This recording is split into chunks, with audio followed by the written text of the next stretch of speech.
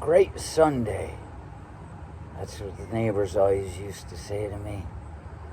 The neighbors who everybody seemed to be afraid of. But I talk to everybody, and I make them giggle, and they become my friends. And then their dad brings me a 12-pack of Pabst for my birthday 9 months after he said he was gonna, because, well, he knows I drink Pabst. I'm gonna buy you a 12-pack of Pabst for your birthday, Dennis, if you'd like. 9 months later, after they'd already moved out of there, they all came rolling by in the car one day, and old Mike, Big Mike, he knocks on my door, rings the bell, and come down, and he's sitting there, he's got a 12-pack of Pabst. And he's, happy birthday, I told you I was getting it for you. And I never even thought to say I thought I'd never see it, because I hadn't thought that I'd never see it. It's just that he offered it, and I said, that's cool, and then he showed up with it. That's all. That's one of those cases of better late than never. With never, it didn't affect me at all. But with late, it made me so happy. Wasn't thinking about it until it showed up. And they always used to say, "Great Sunday, Judas." They'd yell down. I said, "Great Sunday." It's a great Sunday.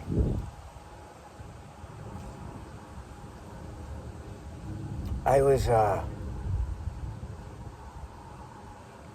thinking about how I'd sitting on my porch at my dad's house once in a time, just looking north across the fields, and you can see the waves of hay going across the alfalfa.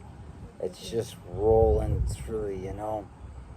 And I was thinking about how it's like the waves on the sea. And I thought, well, it's waves. It's the wind. It's the invisible wind. You can't see it, but it's affecting everything, and it gives you a vision with the living things, and how we're always trying to find energy and power from the things that are emanated.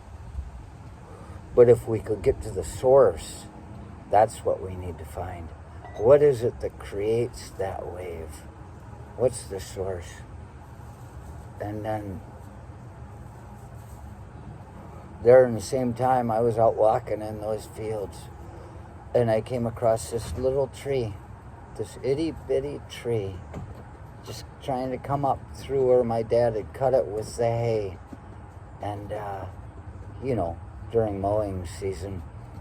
And he cut that tree down, but it was still living in there. And I was looking at it, and I said, that's a beautiful thing. It's trying. And out of nowhere, I had all these emotions flood over me. It was joy, it was sorrow, it was just, I realized how they're on the same opposite sides of the spectrum, but they're in the same place. It was everything I was feeling. There was a living thing. There was fighting to be alive. It kept getting cut down, but I loved the way it lived. And then when I was in China, I had met this one guy on my second trip in China, winter 2, which will come a while after the first one. It had the part where this guy was supposed to be very special, spent a lot of time at the Shaolin Temple, and people wanted me to meet him. This was when I was hanging out with some Westerners. By then, I already spoke the language, so I didn't need to stay away from them.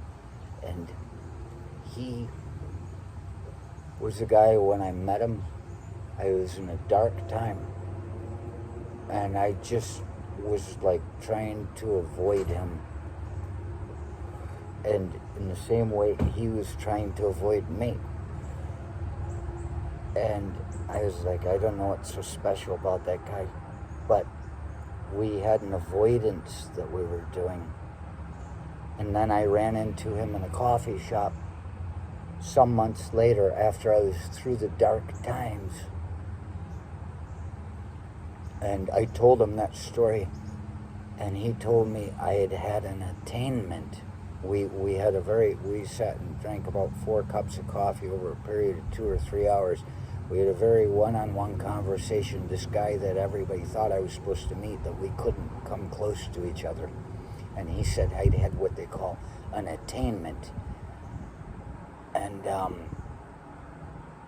subsequently I found that the Tibetan, all that stuff, they do kind of stand against attainments. They don't want us to have them, but he'd said that I had one. And he, at that point, said, I was a person when he first met me. I don't think he'd been told about me, but he said I had a very dark, aura. And I don't know about any of this stuff. I know I see things sometimes, but I don't hone it anymore because dark stuff follows. And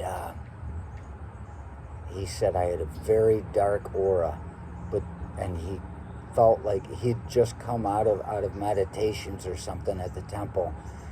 He felt like he needed to stay away from me because he was cleansed and he didn't want my darkness to fill him.